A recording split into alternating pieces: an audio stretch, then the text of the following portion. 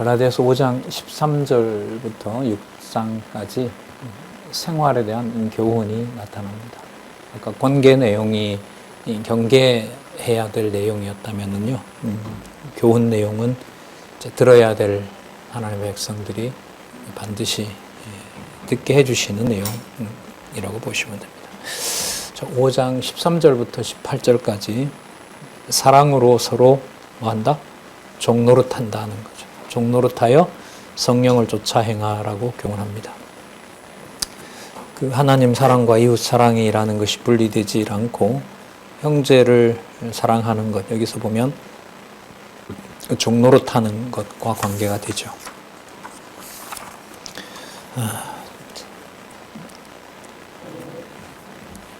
5장 13절 볼게요. 형제들아 너희가 자유를 위하여 부르심을 입었으나 그러나 그 자유로 육체의 기회를 삼지 말고 오직 사랑으로 서로 종노릇하라. 그 육체의 어떤 육체에 대한 즐거움을 위한 그 구실로 삼는 것의 반대가 바로 종노릇하는 겁니다.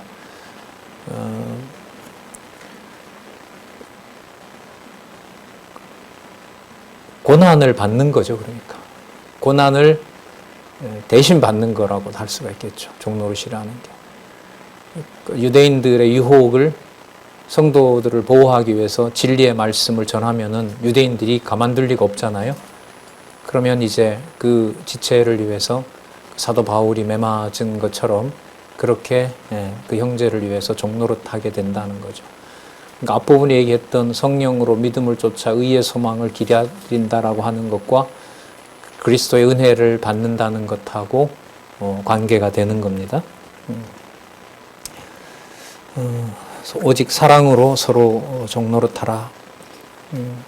이 사랑에 대해서는 우리 이미 고린도전서 13장에서 확인한 바 있죠. 말이든 행위든 간에 하나님의 그 아가페로부터 비롯하지 않으면은 아무것도 아니다라는 너무너무 엄격한 말씀을 우리가 들은 바가 있습니다. 자, 그렇다면 은혜로 하나님의 자녀된 백성들이 앞부분에 나타난 것처럼요, 그리스도와 그리스도의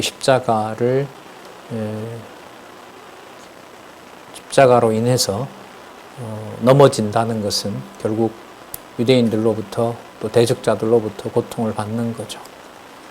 바울이 없는 상황에서 고린도 교회도 이런 경우에 처했었잖아요. 매를 막 맞으니까 성도들이 유대인들로부터 대적자들로부터. 갈라디아 교회도 마찬가지고 그 바울로 보면 당장 쫓아가고 싶겠죠. 맞아도 본인이 대신 맞고 싶지 않겠어요? 근데 거기에 있는 이제 성도들이 이제 그 고난과 또한 매를 맞는 일에 동력자들이 있는 거죠. 매 맞는 동력자들이.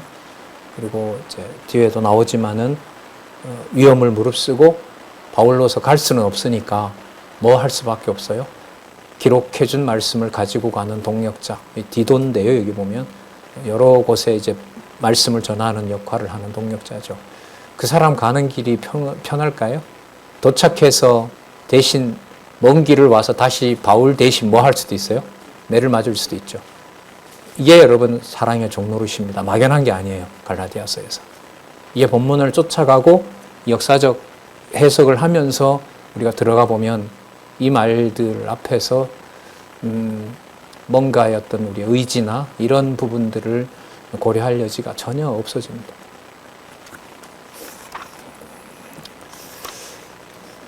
오직 사랑으로 서로 종노릇하라. 온 율법은 내 이웃을 사랑하기를 내 몸과 같이 하라 하신 말씀에 이루었나니 만일 서로 물고 먹으면 피차 멸망할까 조심하라. 아마 이 고린도 교회 갈라디아 교회 상황을 보여주는 거라고 보면 돼요. 우리가 바울을 떠나자고 하자는 게 아니다. 그냥 교회가 평안하게 고통 없이 지내기 위해서 그냥 안식일 좀 지키자는 거다. 안 된다. 사도 바울이 할 일을 준 적이 없지 않느냐.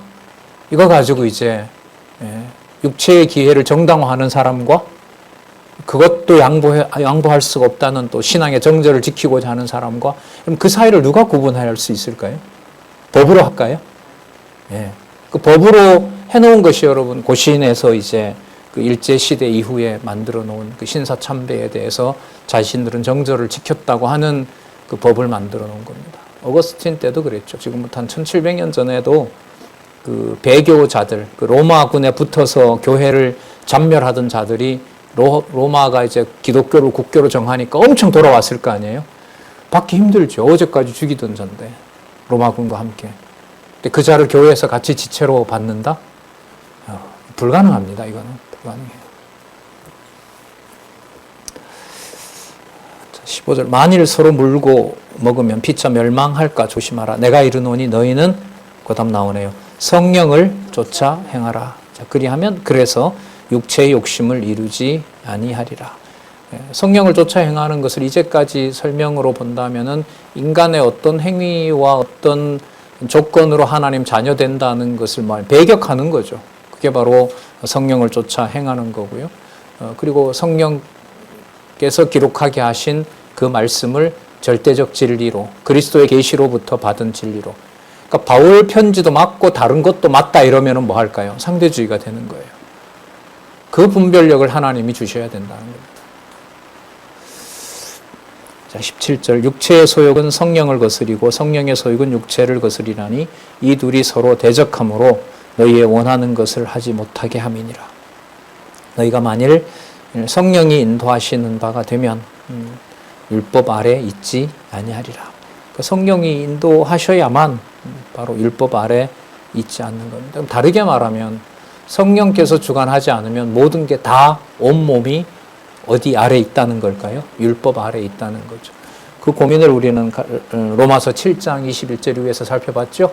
오라 나는 공고한 자로다. 내 속에 한 다른 법이 있어. 내 속 사람으로는 하나님의 법이 너무너무 좋은데 또 한 다른 법이 있어 나를 죄의 사망의 권세 아래로 사로잡아 간다.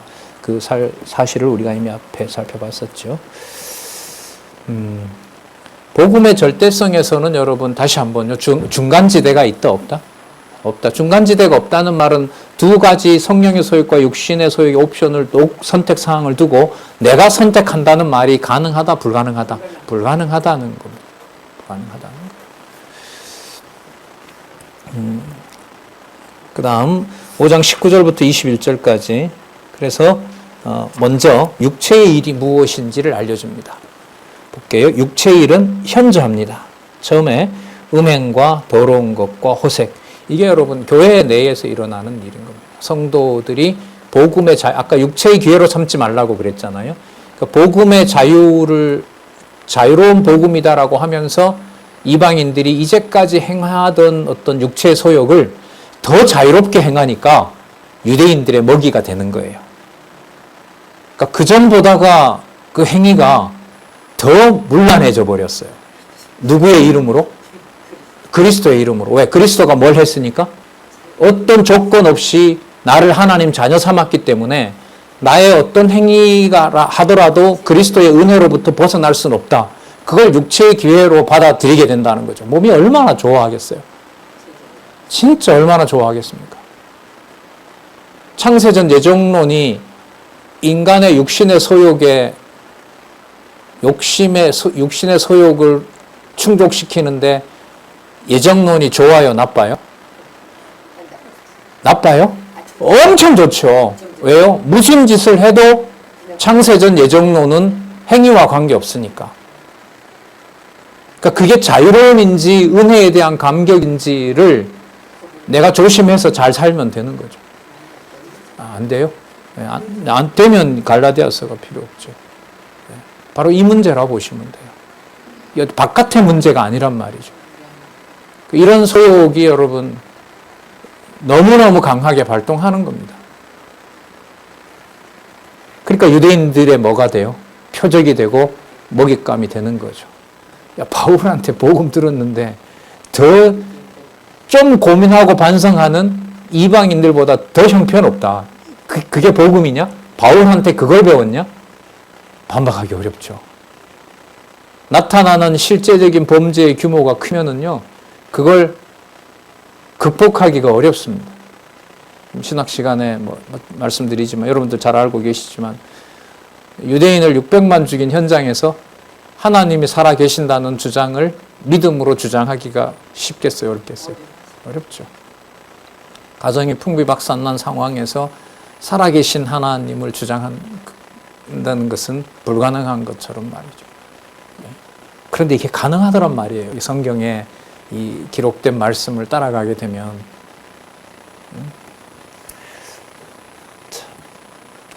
음행과 더러운 것과 그 다음에 호색과 그 다음 20절부터 보면요. 이건 이제 종교적인 거겠죠. 이런 것들은 우상 숭배와 술수입니다. 이건 마술 같은 거예요. 종교적으로 막 신비한 일들 벌어지는 거 있죠. 자, 그런 것들은 여러분 이게 왜 중요하냐면 사도 바울이 표적을 일으켰잖아요. 그러니까 마술이나 이런 것들이 드러나면 누구처럼 한다는 거예요? 사도처럼 한다는 거죠. 거기에 또 넘어가는 거죠. 지금 이 상황으로 보면 이 갈라디아 교회는 진짜 바울 떠나고 난 다음에 어떻게 할 수가 없어요. 이 교회가 지금. 그 다음 볼까요? 원수 맺는 것, 분쟁, 시기, 분냄. 이거는 여러분 교회 내 성도들 사이에서 일어나는 일이죠. 자, 볼게요. 여러분 이게 하나로 이렇게 따로따로 떨어질까요? 다 관계가 있을까요? 다 관계가 있어요. 다 연결시키면 돼요. 우상숭배 하니까 마법을 부리는 거죠. 우상숭배 하다 보니까 마법이 일어나는 거예요. 그리고 원수를 맺는다는 것은 뭐와 바로 연결이 돼요? 분쟁이 일어나는 현장이 되는 거잖아요. 그 분쟁은 왜 일어나요? 내가 자기보다가 높아야 되니까 시기심이 발동하는 거고요. 그 다음에 뭐가 돼요? 자기 마음에 안 드니까 화를 내는 거예요. 화를 내는 거예요. 그러니까 갈라디아 교회 같은 경우에 이제 이게 이제 발동하게 되면 교회가 이 지경까지 온 것은 바울이 떠난 다음에 지도자들이 자기 몫을 제대로 하지 않아서 그런 거 아니냐라고 하면서 시작되는 거죠. 그리고 여러분 이 상황에서 바울이 보낸 말씀을 차분하게 하나님의 말씀으로 받는다는 게 여러분 쉬운 일일까요? 너무너무 어려운 일일까요? 그런데 듣게 하시잖아요. 제가 이 성경 강론 저자한테 이제 이 일을 제기하지 않았습니까? 2016년 3월에 저 본당 막 유리창도 깨지고 하던 그날 아침에 연구실에서 조용히 본인 책 교정하고 계신 감정이 북받쳐서 이 상황에 어떻게 글을 보세요? 근데 보게 하시더라고요, 하나님께서. 지금 이 경우로 보면은 이 갈라디아 교회나 고린도 교회에 벌어진 일이나 상황이 어때요? 똑같아요. 똑같습니다.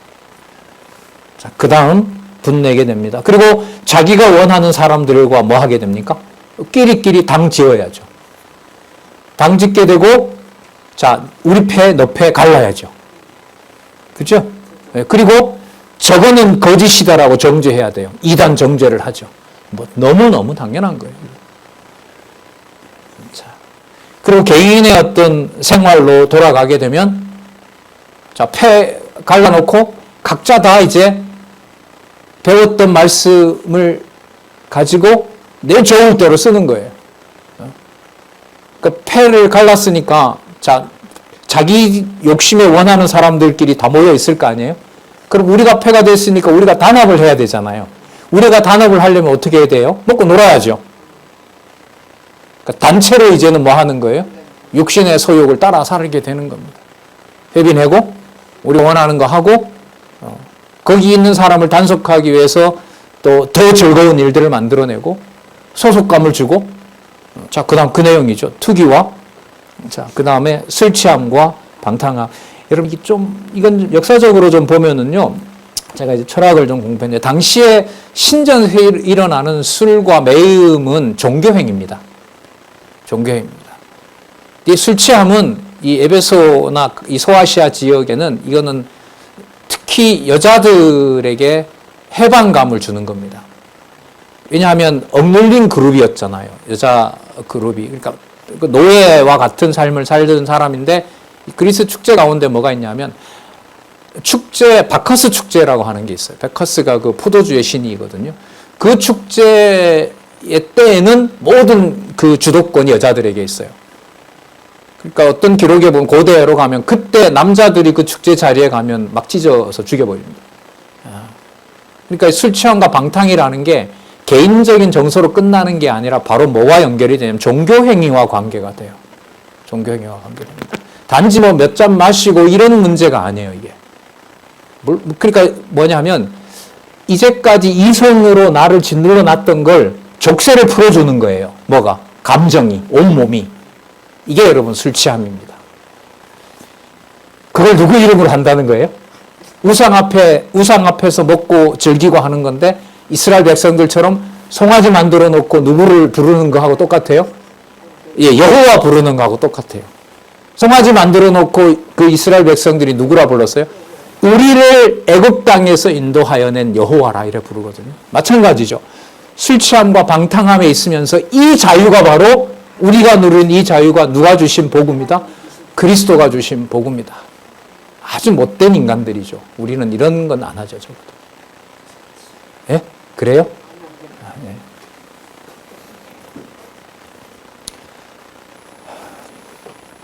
또 그와 같은 것들이라 전에 너희에게 경계한 것 같이 경계하노니 이런 일을 하는 자들은 하나님 나라를 유업으로 받지 못할 것이다. 뭐 지옥 간다 이런 의미보다가는요. 이런 행위들은 어디와 무관한 일이다? 하나님 나라의 백성이 받는 유혹과는 무관한 일이다.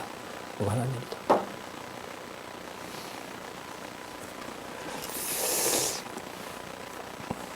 8634페이지에 그런 것들을 잘 정리를 해주셨습니다. 참조하시기 바랍니다.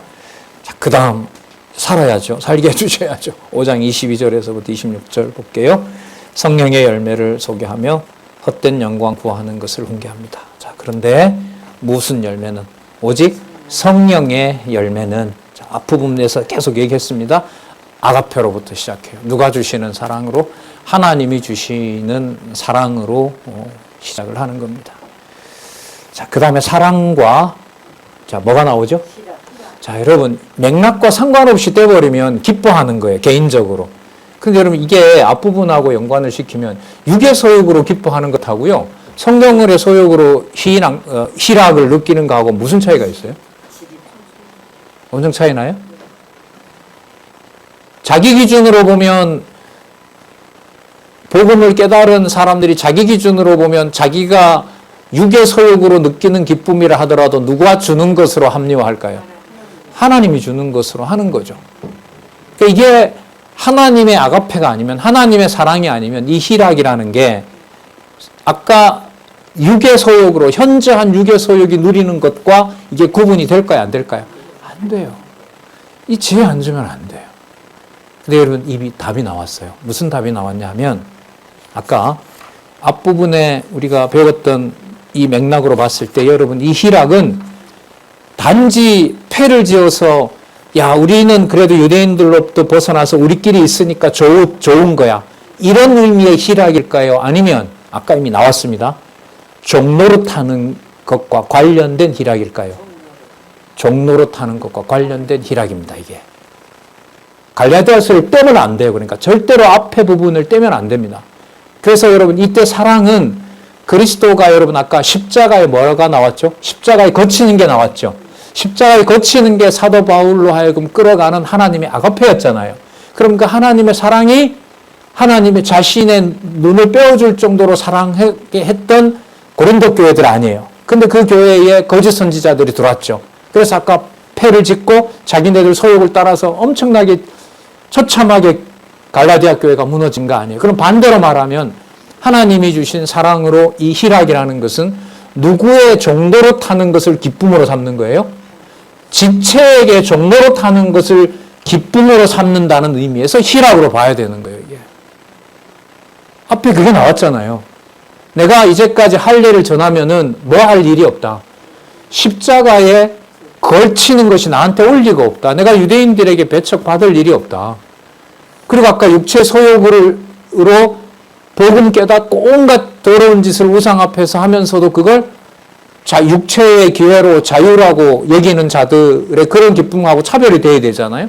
바로 그 구체적인 게 뭐냐면 다음 주에 복음 들으러 오라고 권하면서 유대인들로부터 그 하나님의 사랑을 전하면서 배척받고 바울처럼 뭐 하는 거예요? 고난 받는 거죠. 그러니까 고통 가운데 있는 희락을 말하는 거예요. 이 희락은. 그게 여러분 갈라디아서 맥락에서 봐야 되는 것과 관련이 돼요. 안 그러면 엉뚱한 게 들어오면 뭐가 기쁜 건데요? 그럼 뭐가 기쁘냐라고 했을 때 갈라디아서 처음에서부터 얘기했던 복음의 절대성 빼고 얘기하면 될까요? 안 될까요? 안 되는 거죠. 그래서 여러분 이런 걸 바로 문장론이라고 그러고 컨텍스트라 그래요. 맥락이라고 그럽니다. 여러분 이거는 오늘 읽고 한참 후에 가서 읽고 해서는 이게 연결이 돼요? 안 돼요? 연결이 안 되는 거예요. 그래서 이제 이 화요 강좌가 다 같은 이제 분들이 같은 뭐 저 같은 경우가 아니기 때문에 이렇게 이제 꽤 많은 분량으로 소개를 하고 또 그때 우리 살아나고 저도 마찬가지로 간절히 원하는 거죠.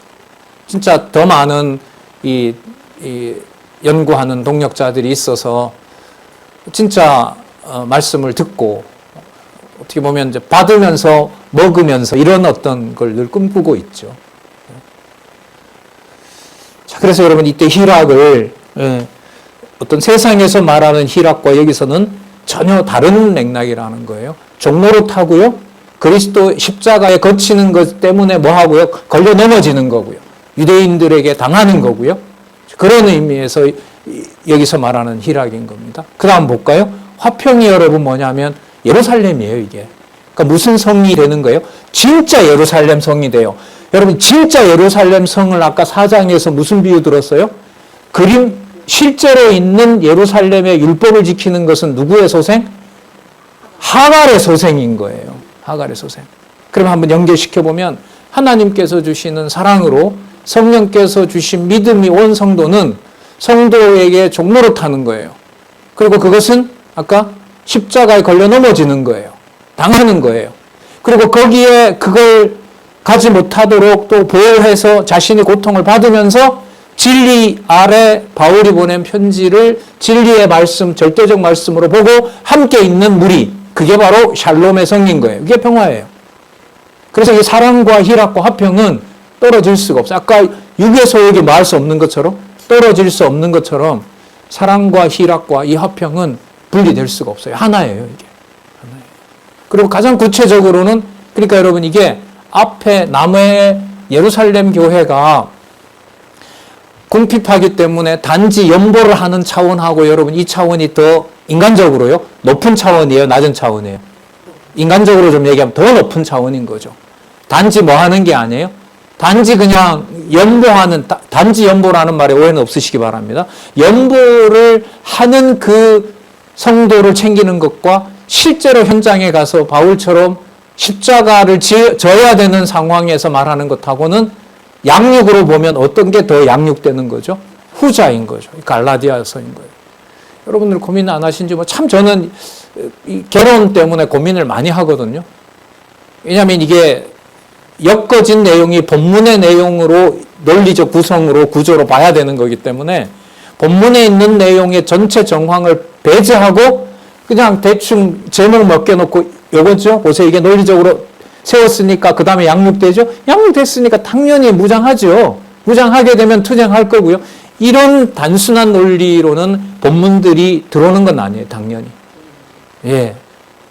근데 이게 제가 좀 개인적인 고민은요. 이런 방식으로 다 나처럼 공부해야 되나? 이런 질문을 많이 받았거든요.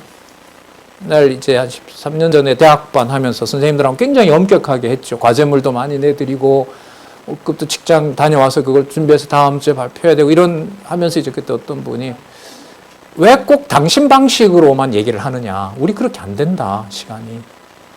아, 맞다. 안 된다. 그럼 어떤 방법을 택해야 되나? 이런 고민도 많이 하고요.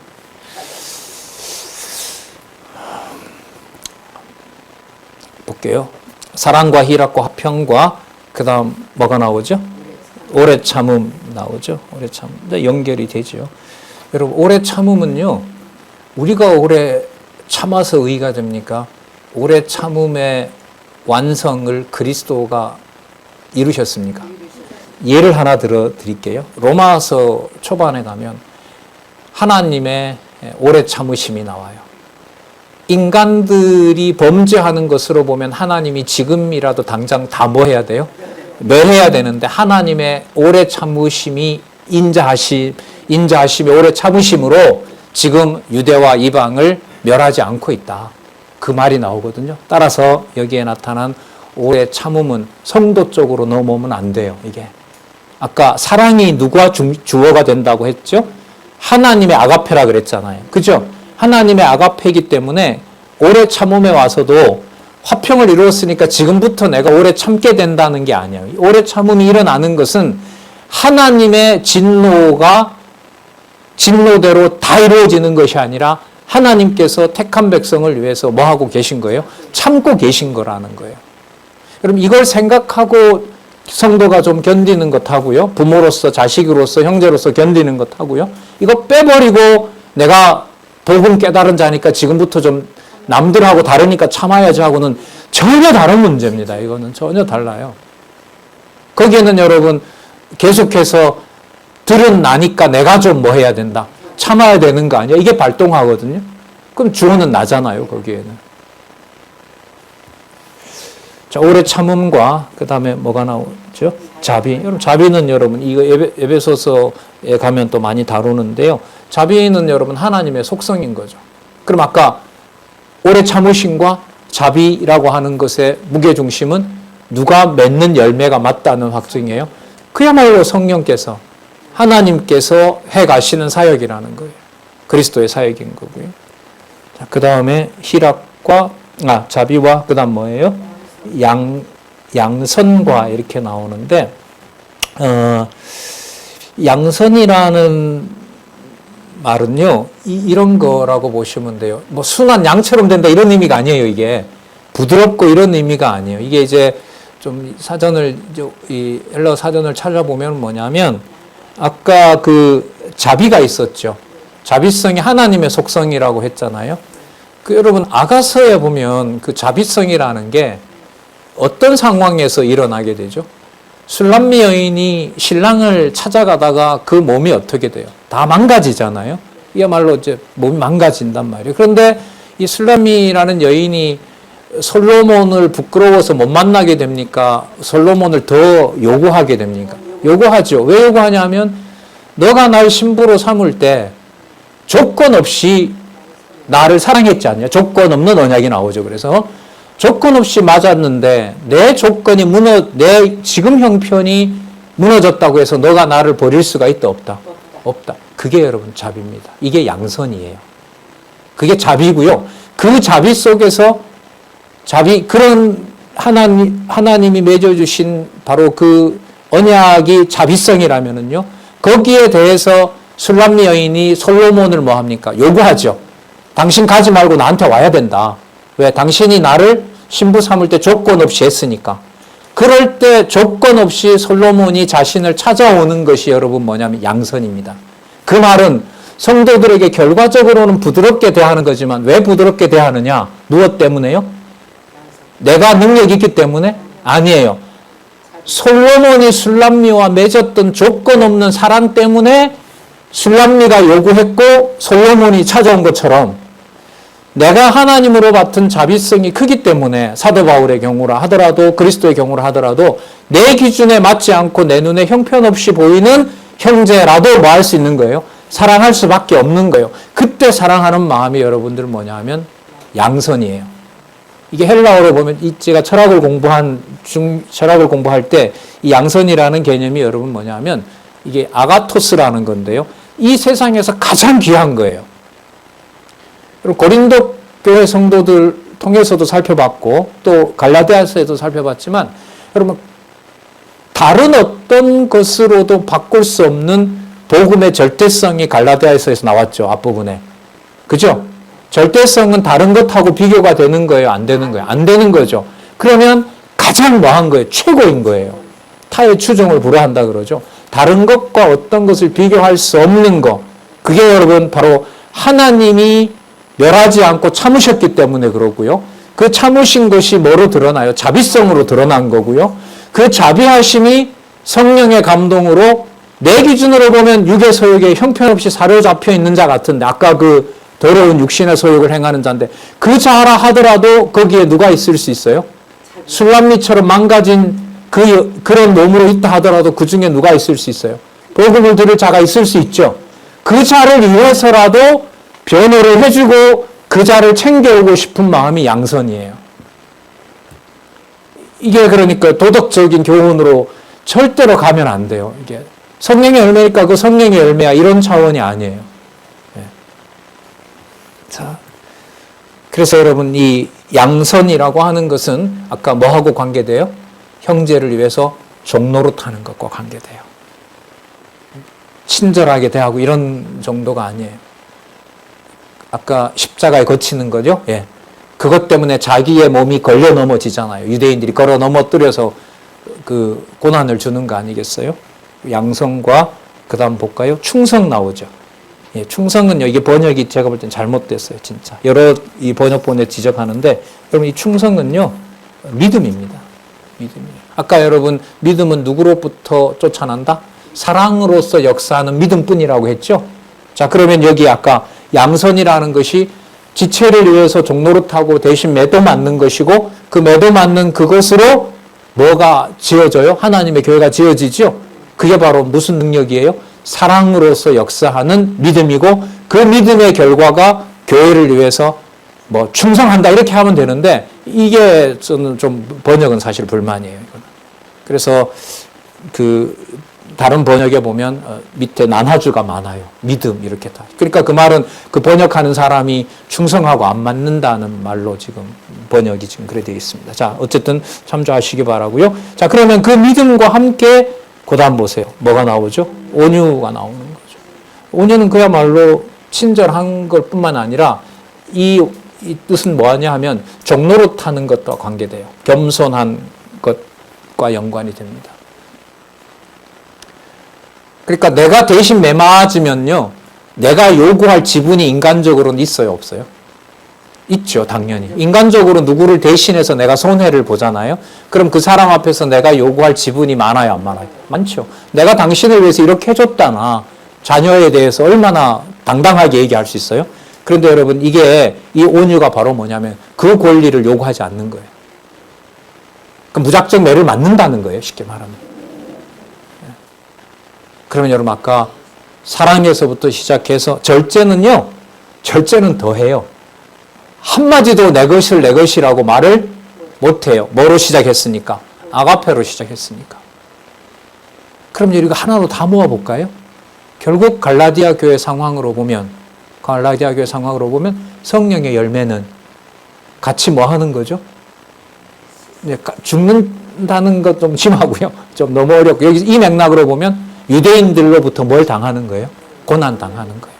고난당하는 걸 너도 지고라는 말은 내가 일단 복음의 변질을 하지 않고, 바울처럼 바울이 보내준 말씀을 듣고 변질하지 않고 거기에 맞았는데도 힘이 남아있으면 이제 누구 돌보러 가야 돼요? 유대인들이 탄압하는 자, 유대인들이 잡아가려는 자를 내가 가서 구해와야죠. 구하려면 어떻게 해야 돼요? 총칼 가지고 칼창으로 가요? 아니요. 바울이 보내준 복음 가지고, 지난번에 배웠던 바울의 말씀이 이거다, 이거. 이 편지 봐라. 거기 가지 마라. 그렇게 해주는 게 갈라디아 교회에서 말하는 하나님을 사랑한 것처럼 마음과 뜻과 정성과 온 힘을 다하여 주 너희 하나님을 사랑한 것처럼 네 이웃을 내 몸과 같이 사랑하라고 하는 한 말씀에 이루었다고 하는 그 말씀이 성도들에 대한, 성도들을 위해서 자신의 몸을 고통 가운데 내어주는 것과 아주 구체적인 행위로 드러나는 것이 이 맥락에서 말하는 바로 성령의 열매입니다. 그러니까 다 자신의 몸을 불사를 놔도 마지막까지 누구의 지분을 얘기할 수 없어요? 내 지분을. 이게 여러분 뭐냐면 절제잖아요. 절제래요. 여러분 고린도 전후서에 보면 사도 바울이 절제합니까? 사도 바울로 하여금 그 놀라운 계시를 보고도 절제하게 하십니까? 그럼 그건 성령의 열매가 맞죠. 고린도 후서에서 살펴봤었죠. 그래서 지금 이 단계가 약간의 느낌이 와요.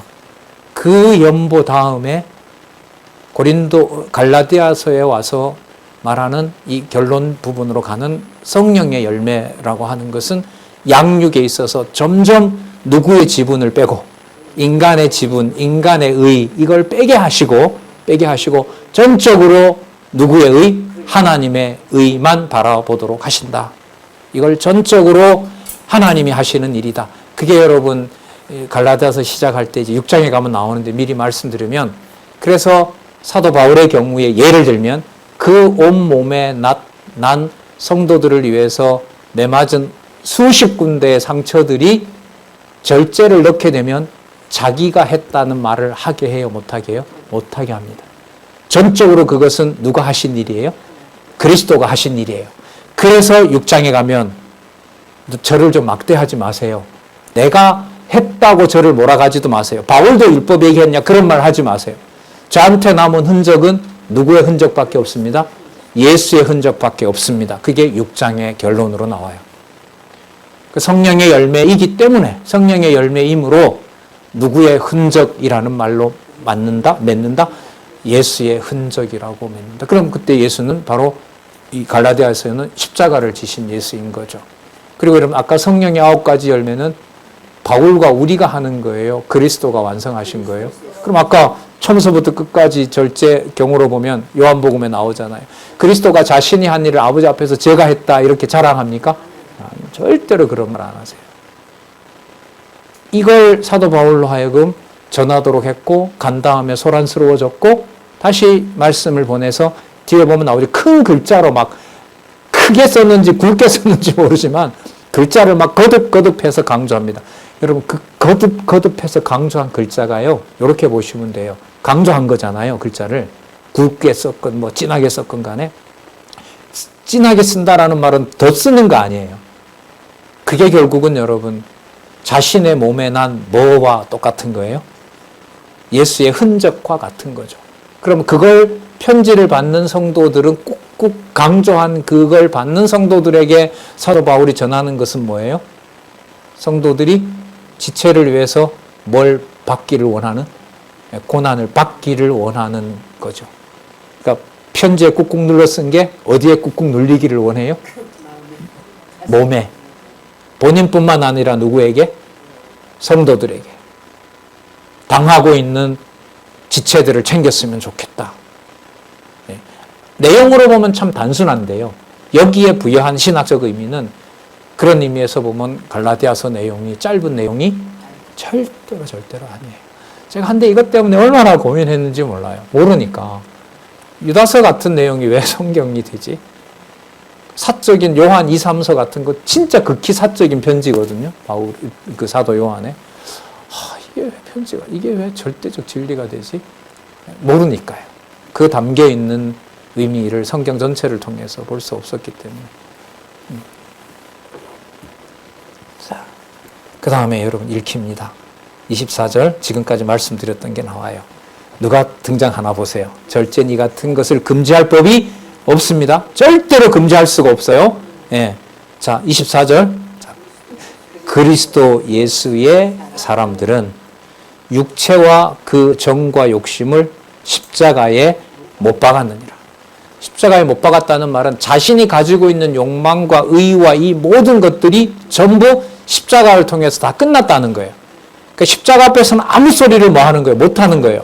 못하게 하고 성령의 열매는 자기 욕망을 따라 사는 것이 아니라 형제를 위해서 뭐 받는 거? 고난받는 거. 또 나오니까요, 여기. 육체와 함께 그 정과 욕심을 십자가에 못 박았느니라. 그럼 십자가에 못 박는다는 말은 내 개인이 가질 수 있는 육체적 즐거움을 포기하고 형제를 위해서 내가 고난을 당하는 거니까 여기 보면 그게 바로 뭐죠? 십자가에 못 박힌다는 원리라는 거죠. 그러면 이 열매는 누가 맺게 해주신 열매죠? 성령의 열매고 그리스도의 은혜로 된 것이지, 그걸 네가 할 수 있다고 유혹하는 게 바로 갈라디아서에 나타난 거짓 지도자들이에요. 다른 거 다 예수님 한 거 맞아. 그런데 규모가 없잖아, 너 생활이. 그래, 엉망이잖아. 그러니까 적어도 율법의 날달 절기를 지키면서 우리랑 같이 살아. 거기에 이제 타협하느냐 하지 않느냐. 위협하고 유혹하고 하는 데서. 25절 여러분 다시 강조합니다. 만일 우리가 무엇으로 살면? 성령으로 살면 또한 성령으로 행할지니. 그러니까 알파와 오메가, 누가 시작해서 누가 마친다는 거죠.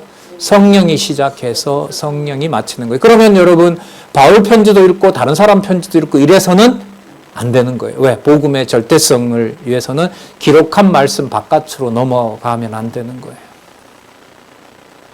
그러니까 여러분 이쯤 되면 성경을 공부한다 안 한다 이런 게 문제가 인간적인 얘기가 될런지는 몰라도요. 네, 그것도 하나님 해주셔야 되는 거기 때문에 이 정도에서 보면 복음의 절대성으로 보면 성경을 공부해라 말라 이런 얘기들이 어떤 양육되다는 어느 정도 양육이 되어 간다면 그 말을 굳이 할 필요가 있을까요 없을까요? 그래 공부하라는 명령도 사라져요. 뭐 때문에? 복음의 절대성 때문에. 누구에 의해서 살면 누구로 행하게 되니까 성령으로 살게 되는 것은 또한 누가 하니까 성령이 하시는 거기 때문에. 그런데 뭘 통해서 해요? 말씀을 통해서 해요. 예. 아까 자꾸 말씀드리잖아요. 바울 것도 보고 율법도 보자. 이건 안 된다는 거예요. 26절 헛된 영광을 구하여. 자, 헛된 영광이라면 아까 성령의 열매가 아니고 육신의 소욕을 따라 고난도 피하고 욕망도 추구하고. 자, 복음을 핑계로 구원받았다고 하니까 율법정 한두 개 어때? 그것도 면하고 또 복음으로 내가 하나님의 자녀된데 까짓것 이런 범정은 어때? 그것으로 또 취하고 고난도 피하고 욕망도 취하고 그리고 그걸 같이 하는 사람도 있고 얼마나 삶이 좋아요. 맞죠? 그러니까 내 즐거운 욕망을 추구하기 위해서 뭐가 덤으로 온 거죠? 그리스도의 복음이 덤으로 온 거죠. 자, 그렇게 해주는 패거리도 있고. 자, 그다음 26절입니다. 그런 맥락에서 무슨 영광을 구하여 서로 헛된 영광을 구하여. 이건 아까 육신의 소욕, 고통받기 싫어하는 거, 외면하는 거, 안 받아도 된다고 유혹하는 거. 자, 구하여 서로 뭐하고? 격동하고. 서로 격동한다는 말은 서로 성나게 하는 거죠. 화나게 하는 거고. 내 패로 들어오라고 하는 거고. 자, 서로 격동하고 서로 뭐 하지 말라? 투기하지 말지니라. 이런 거죠. 난 이렇게 봤는데 저렇게 배웠던 사람이 저게 뭐야? 저런 건 아니지. 그렇게 생각 안 하세요? 제 말 맞죠? 자, 한 부대기 모아놓고, 자, 나도 집단을 만들어서 형제처럼 사랑해야죠. 저렇게 살면 안 돼요. 우리 말이 맞죠? 이렇게 하고 저 사람들 뭐 시기하고 질통하고 격동하는 거죠. 그럼 누구 앞에서 하는 행위가 끝나버려요? 이건 너무하지 않아요, 그런데? 바른 일을 하는 사람은 바른 일을 하는 사람끼리 모여서 자기 주장을 좀 해야 되는 거 아니에요? 할 수 있도록 해줘야 되는 거 아니에요? 그러면 성경의 마지막 열매, 뭐가 나왔었어요, 아까? 예. 온유와 또 뭐예요? 절제는 없어져. 절제는 빼고 해야죠. 절제는 빼고 우리가 한 것 우리가 좀 과시해야죠. 이렇게 고통받는 사람들은 이거는 주의 길을 가는 거지. 당신은 그러면 안 돼. 이게 바로 가는 길이야. 적어도 그건 아니지. 예. 격동하고, 자, 그리고 더 많은 사람을 모아서 유대인들의 세력과 함께하는 자들과 더불어서 싸워요. 같이 고소도 하고, 같이 무력도 쓰고. 여러분, 유럽이 여러분 종교개혁 이후에 이렇게 벌어진 게 가톨릭하고 종교개혁 간의 30년 전쟁, 100년 전쟁이에요. 저쪽에서 오니까 가톨릭, 그러니까 나를 죽이려는 사람을 내가 방어한다는 논리가 아니고 악의 세력인 가톨릭이 오니까 의의 세력인 개신교가 싸우는 거예요. 그러니까 무슨 명분으로 싸우게 돼요? 무엇을 이유로? 종교적 이념을 배경으로 싸우게 돼요. 근데 하나님이 그 역사 섭리하셨어요. 진짜. 그래서 여러분 그 이후로 유럽은 종교 얘기를 꺼내잖아요. 아예 치를 돕니다. 얘기를 안 하려고 해요. 그러니까 장로교 이미지가 좋을까요? 나쁠까요? 유럽에서. 나쁩니다. 엄청 나쁩니다. 왜요? 이런 일이 벌어졌거든요.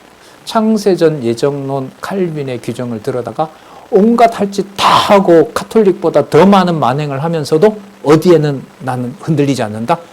창세전 구원에는 흔들리지 않는다. 미치는 거예요. 이걸 지켜보는 사람들은. 그러니까 총칼, 사법권, 무력을 사용하는 게 가톨릭하고 다를 바가 없는데 가톨릭 같은 경우에는 반성도 하고 뭐라 그러죠? 고해성사? 뭐 그런 것도 하면서 가는데 이 예정론 믿은 이 사람들은 안 그러는 거예요. 자, 왜? 구원은 행위가 아니기 때문에 언제 다 해결됐으니까. 창세전에 다 해결됐으니까. 그렇게 하고 갈라디아 교회처럼 이제 육신의 소욕대로 법 속에서 그냥 자행을 하는 거예요. 여러분, 이런 속성이나 이런 것들이 우리들 내에도 하나님의 사랑이 주관하지 않으면 당장이라도 일어난다는 거 여러분 혹시 공감하십니까? 네.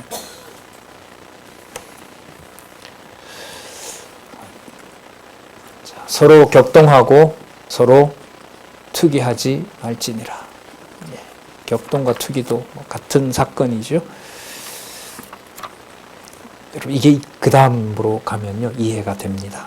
6장 1절에서부터 5절 볼까요? 따라서 실제로 가면 생활의 실제는 이제까지 살펴본 성령의 열매에 의한 성도의 고통과 함께 나누면서 자기 집은 찾지 않고 오직 하나님께 영광을 돌리는 그러므로라고 보시면 돼요. 그러므로 누가 뭐 하면 범죄하면. 그러니까 이게 아까 육의 소욕 쪽으로 가거나 유대인들과 함께 그쪽으로 가는 거잖아요. 이 맥락에서 보면 범죄하면. 자, 먼저 보세요. 누구를 살펴요? 자신을 살피라는 말은 이 상황이 되면 가지 말라고 내가 명령을 해야 되거든요. 내가 가서 잡아와야 되잖아요. 내가 가서 보호해야 되잖아요. 그러면 그 순간만큼은 저 사람보다가 나는 더 뭐가 돼요? 의의가 되죠. 그럴 때 자기 자신의 의의가 되는지 아닌지를 뭐 하라는 거예요? 살펴라는 거예요. 아니, 가는 사람 잡아오는 게 중요하지 내가 날 돌아보는 게 중요합니까?